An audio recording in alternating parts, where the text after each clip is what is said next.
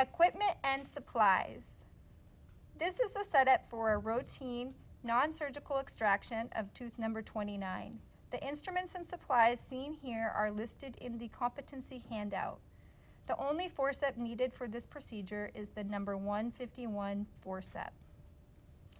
Since we are extracting a mandibular premolar, we will use a 27 gauge long needle. This needle is yellow. The dental assistant will load the aspirating syringe with the appropriate type of anesthetic before treatment begins. Competency steps.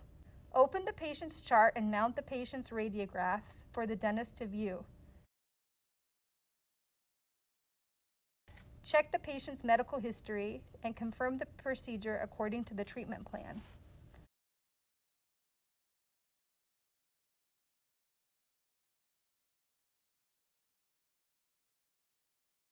After seating the patient and hand washing, place proper PPE.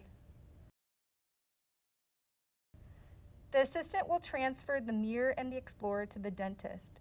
This will enable the dentist to probe the area and determine the level of anesthesia necessary for the procedure.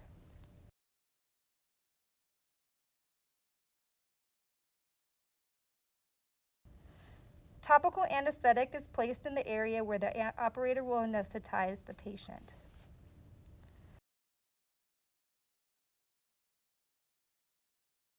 In this situation, the dentist will be administering an inferior alveolar, or IA, nerve block.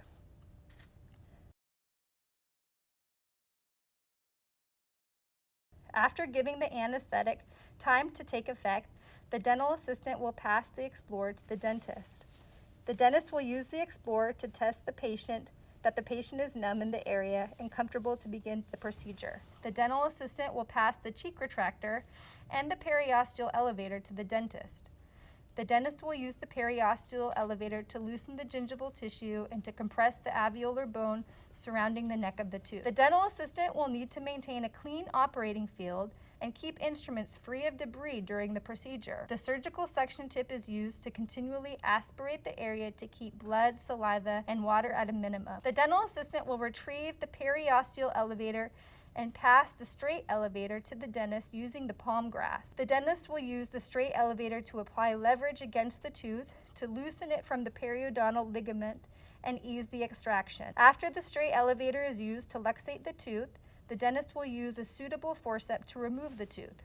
In this case, since we are removing tooth number 29, we will use the number 151 forceps. Notice the dental assistant is using the palm grasp when transferring the forceps. After the tooth has been removed, the dentist will place the forceps and the tooth in the palm of the dental assistant. The dental assistant will then put aside the tooth away from the instruments for the dentist to examine the root for fractures. The dental assistant will evacuate the alveolus with the surgical HVE and pass the surgical curette to the dentist while holding gauze close to the patient's chin to remove debris from the curette.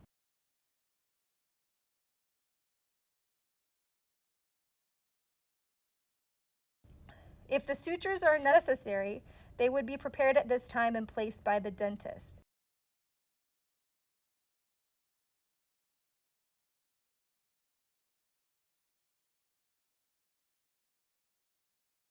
The dental assistant will use the suture scissors to cut the sutures, leaving approximately 2 to 3 millimeters of suture material beyond the knot.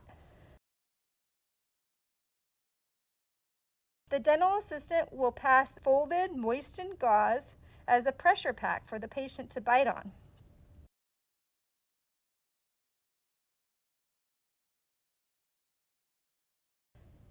The dental assistant will clean the patient's face, bring the patient's chair upright, and remove the patient's bib. After removing PPE and hand washing, the dental assistant will give the patient both verbal and written post-operative instructions before dismissal. For multiple extractions and alveoplasty, add the following items: a scalpel or barred Parker with a blade, root tip picks, rongeurs, bone file, and low and high speed handpiece.